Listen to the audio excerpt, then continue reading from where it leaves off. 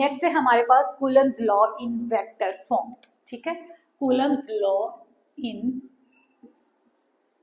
Vector form. So what do you mean by vectors? Vector form, किसी भी चीज की वेक्टर फॉर्म क्या होती है? जब वेक्टर्स होते हैं जो किसी भी चीज की डायरेक्शन को मेंशन करते हैं। Vectors are those which represents direction. If अगर हम कोई भी चीज वेक्टर फॉर्म में करते हैं तो हम सिर्फ उसकी न्यूमेरिकल वैल्यू की बात नहीं करेंगे, we will also talk about their direction, क्योंकि डायरेक्शन क्या है, ठीक है। अब यही ला हम वेक्टर फॉर्म में करेंगे तो हमने ये 3 डायमेंशनल स्पेस बना ली, ये हमने ले लिया y एक्सेस, ये हमने ले लिया x एक्सेस, ये हमने ले लिया z एक्सेस, ठीक है। तो ये हमारा ओरिजिन हो गया। हमने क्या किया, प्लेन में सपोज हमने एक्स वाई प्लेन में जो हमारे पॉइंट चार्जेस थे वो रख दिए Q1 एंड Q2, ठीक है। अब जो R1 है, R1 represent what? R1 is a position vector of Q1। जो R1 है वो रिप्रेजेंट, अच्छा इसकी जो न्यूमेरिकल वैल्यू होगी वो तो मैग्नीट्यूड जो होगा वो उसकी न्यूमेरिकल वैल्यू कुछ भी हो सकती है, ठीक है, लेकिन जो इसका एरो है ये रिप्रेजेंट करता है इसकी डायरेक्शन को।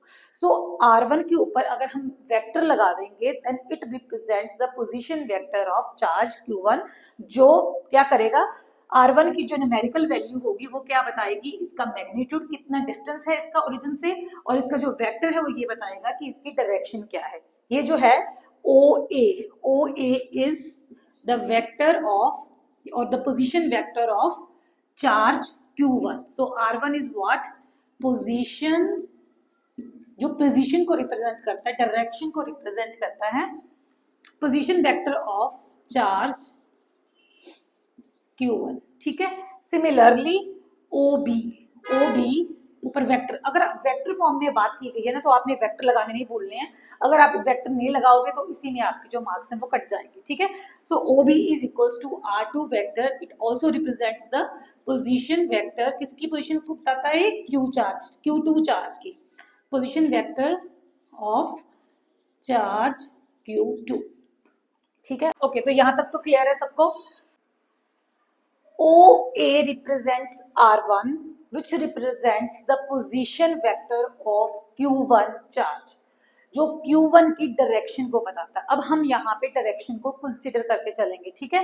And R2 is what? R2 represents the direction of Q2 charge which is known as OB। हम यहाँ पे इसको BO नहीं ले सकते। अगर हम सिर्फ मैग्नीट्यूड की बात करें, whether you are writing OB और BO, तो कोई चीज नहीं, कोई फर्क नहीं पड़ता। लेकिन अगर हम डायरेक्शन की बात कर रहे हैं, if you are talking about vectors, तो इस चीज के लिए बड़ा पर्टिकुलर रहना पड़ेगा कि आप OB ले रहे हैं, क्योंकि वेक्टर की जो डायरेक्शन है वो O से B की तरफ है। ये डायरेक्शन हमने लगाई, एरो जो है हमने यहाँ पे लगाया हुआ है, ठीक है। So we are moving from O to point B। So OB represents what? OB represents the position vector of charge Q2। तो इसमें कुछ नहीं करना, डेफिनेशन तो वही रहेगी जो कूलम्स लॉ की है। अब आपने सिर्फ एक लाइन लिखनी है, ये वाली, डिपेंडिंग अपॉन वेदर। अब हमने क्या, क्योंकि जब हम कूलम्स लॉ की बात करते हैं उसमें क्या आता है, Coulomb's law is what? Coulomb's law is inversely proportional to the distance between these two charges.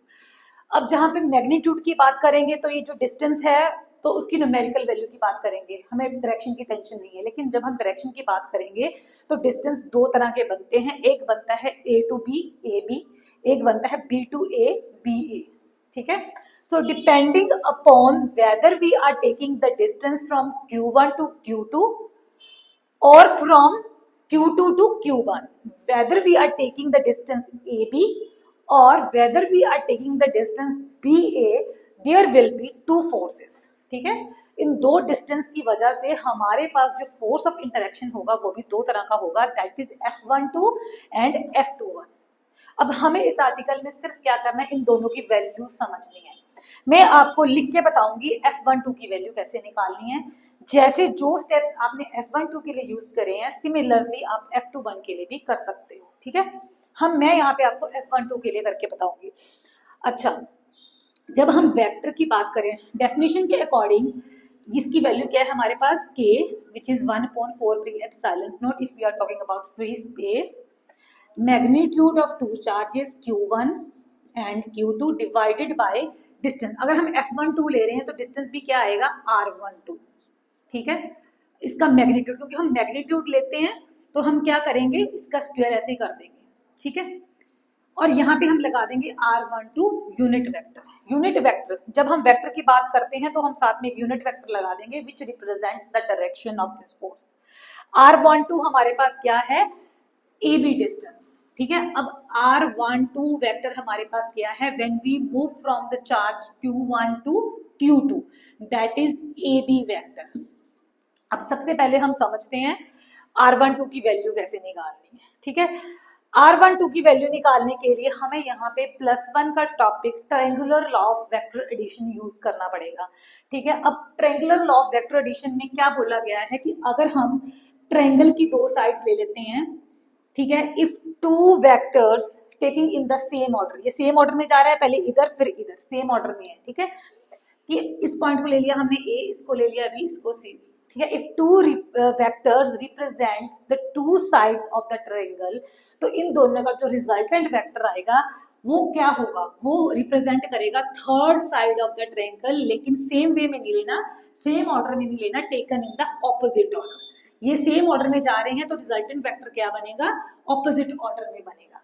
तो इनकी एडिशन कैसे करनी है, जो सेम ऑर्डर में जा रहे हैं उनको ऐड करना है, ए बी वेक्टर, फिर उसके बाद plus B C vector is equal to जो इनका रिजल्टेंट वेक्टर आएगा taken in the opposite order, A C, ठीक है। basis on the basis of this triangular law of vector addition we can find out the value R12 vector. कैसे, अब हम ये triangle ले लिया ओ ए बी, ठीक है, जिसमें सेम ऑर्डर में देखो कौन से हमारे पास वेक्टर्स हैं, ठीक है, एक ये है, एक ये है, एक ये है। अब ये देखो, ये इधर को जा रहा है, ये वेक्टर हमारे पास ये है, प्लस इसके बाद ये इधर को जा रहा है, ये दोनों वेक्टर सेम ऑर्डर में है और ये ऑपोजिट ऑर्डर में जा रहा है वेक्टर, ठीक है। तो ट्रायंगुलर लाइन यहाँ पे अप्लाई करो, सेम ऑर्डर में दो वेक्टर्स ये हैं, ठीक है, तो इनकी एडिशन क्या बनेगी, O A vector plus A B vector is equals to opposite order O B vector, ठीक है। O A vector is what R1 vector, A B vector is what R12 vector, O B is R2 vector. तो R12 vector की value क्या आ जाएगी हमारे पास, R2 vector minus R1 vector, ठीक है, समझ में आ गया।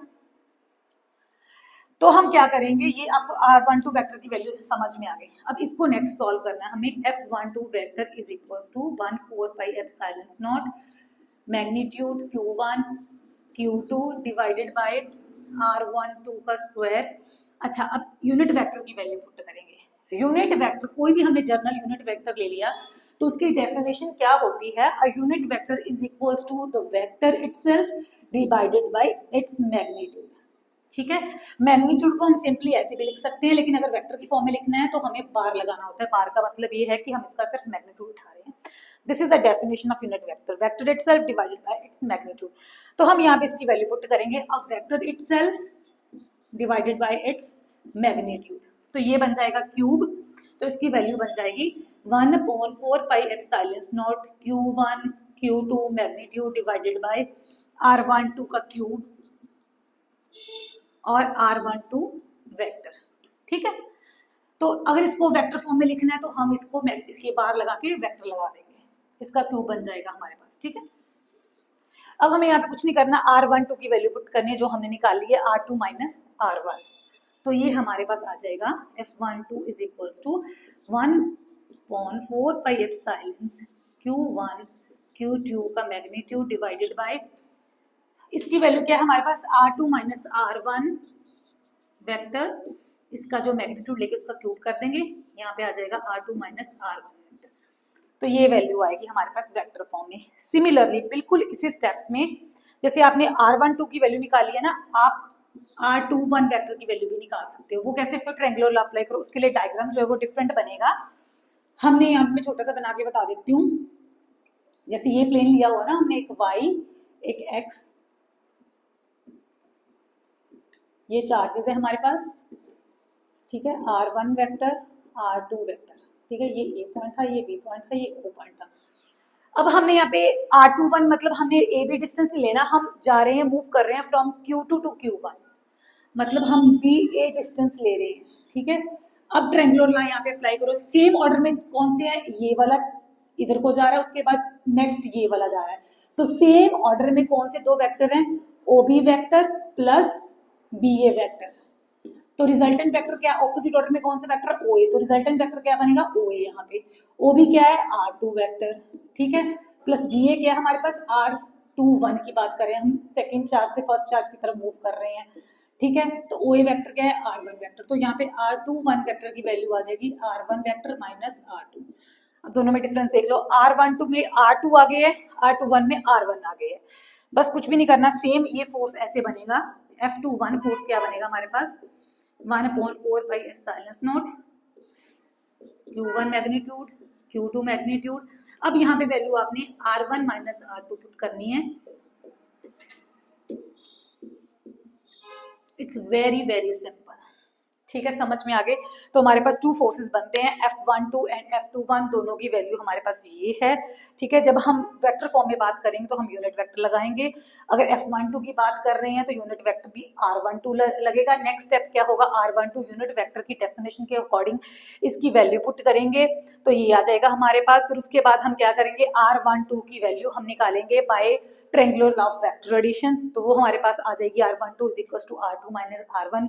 We will put that value in here and we will get the final result F12 and F21. तो आपको मेनली क्या करना है, ये डायग्राम बनाना है वेक्टर फॉर्म के लिए और इनकी वैल्यूज ऐसे लिखनी है। तो अगर ये आर्टिकल आप ऐसे लिख के आओगे तो इसके आपको फुल मार्क्स मिलेंगे। हाँ, ध्यान से पढ़ना है कि एग्जाम में वो whether they are asking about simple Coulomb's law और whether they are asking Coulomb's law vector form. कई बार क्या होता है, हम जल्दी जल्दी में कूलम्स लॉ आ गया, हम फटाफट से ऐसे ही कराते हैं, हम कोई वेक्टर नहीं लगाते, नॉर्मल कूलम्स लॉ लिखाते हैं। लेकिन अगर वेक्टर फॉर्म में आप वेक्टर्स नहीं लगाओगे, you will not get even a single mark, ठीक है, तो आपको एक भी मार्क्स नहीं मिलेंगे। तो वेक्टर लगाना बहुत जरूरी है, ये सारा आर्टिकल वेक्टर्स के ऊपर ही है।